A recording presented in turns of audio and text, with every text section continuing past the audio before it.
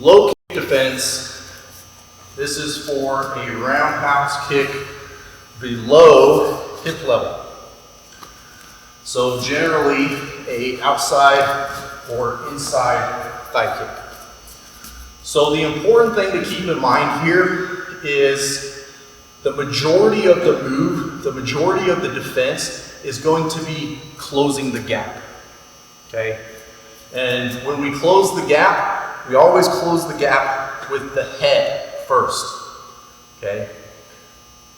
The most common mistake I see with this move is when Josh kicks, we just check and then close the gap as a follow-up, okay? So I'll show what it looks like correctly, what it looks like incorrectly, and then we'll break it down. So, Josh kicks, okay, closing the gap, tying up. What it looks like incorrectly, Josh kicks, I check the kick, and then I close the gap, okay, with my arms down. So, first thing is I need to be protecting the head. My hands should be up. I'm looking to close the gap. Best way to do that is just bring the hands to the head here. I can still see what I'm doing, but the temples and the chin are protected because I'm bringing the shoulders up to cover the jawline. My hands are here, protecting the head, and yet I'm not encumbering my eyesight. I'm going to close the gap with a high knee. So really all this move is I bring the knee up and I lean forward, closing the gap. It's really just that simple. So don't bring the leg up, reach, and then close the space. I'm literally just bringing the knee up, protecting and leaning in, and letting that foot land between the legs. So,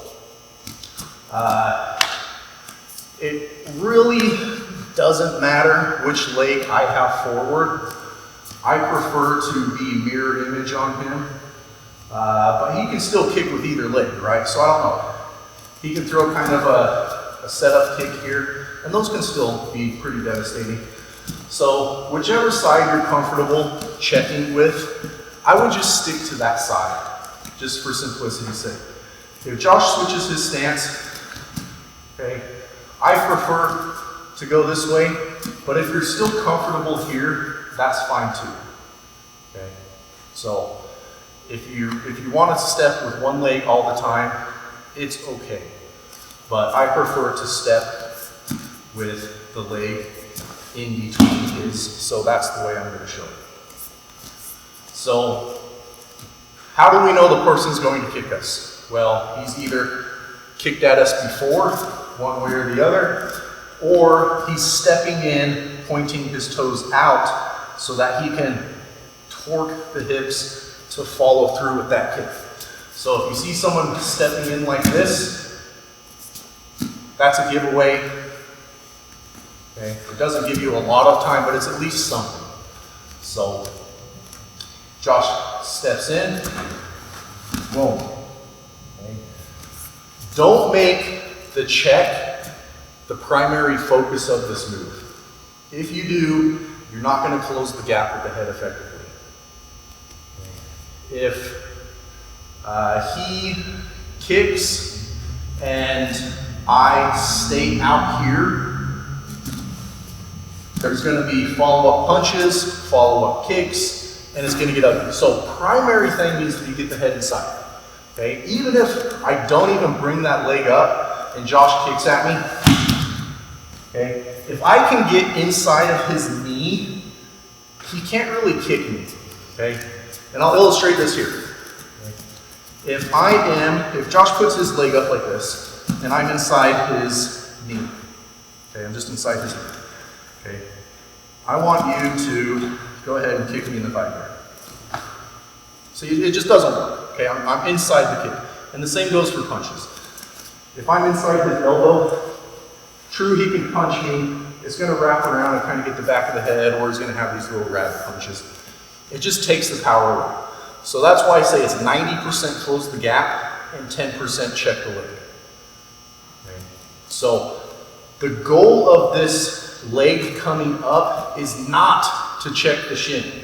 If Josh kicks and I check the shin, unless you're a Muay Thai person, that's not gonna feel good, okay? If he's kicking you like this, he probably is one. So he'll win that battle. If I can get my shin inside his thigh when he kicks, that's the best way to shut that kick down. So don't try and check the shin. Just try and get the shin inside of his knee. So he kicks, boom. Even if I don't stuff it, even if I don't even bring that up, if I just step in, boom, he can't kick me. So really close the gap. It's a close the gap move. Okay? So a couple more times here. He kicks. One without the leg. If I bring the leg up as I come in, just offers a little bit more protection. So make sure you're really charging in head first. And they call this like a bump or a crash. My head should really be coming in with some force. Okay? It's kind of unpleasant at times because if he's closing that gap with me and I come in head first, it's a little jarring, but get used to it because that's the most important part, is just closing the gap with the head. Okay? So to finish this up, I'm just going to swim my arms under, catch my underhooks, and move to T position clinch or T position. Okay. So one more time, maybe this angle here. My hands are up, watching for the punch. He steps in, broadcasting, boom. Okay. If you time this really well, he won't even have that kick in to check. If I'm a little slower here, you might have some leg contact. Okay, so it just depends on how quickly you can react and how slow and sloppy his kick is. So one more time here. One. Underhook to clinch or T position.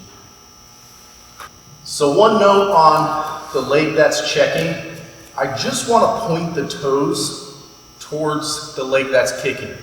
So if Josh kicks with the front leg here, I'm just going to point the toes towards that leg as I step in. If it's the back leg, I'm just going to point the toes towards that leg as I step in. So what we don't want to do is open this leg up really wide to meet that kick, because then I can't step in very well. And that's where people tend to really make it two separate movements instead of one. So if I try and meet it, it looks like this. 1, 2. If I just keep it here and just point the toes, and so what this looks like from the front, here's just pointing the toes.